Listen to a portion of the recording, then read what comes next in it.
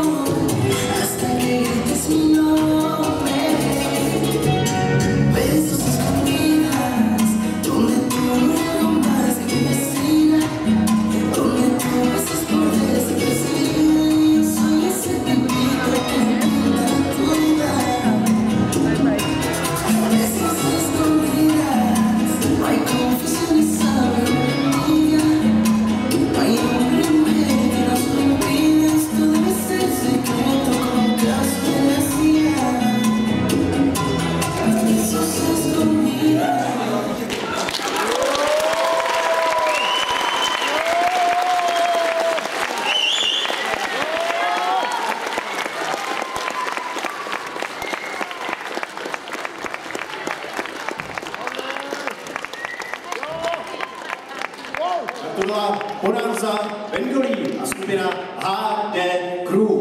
Já nikdy nevím, jak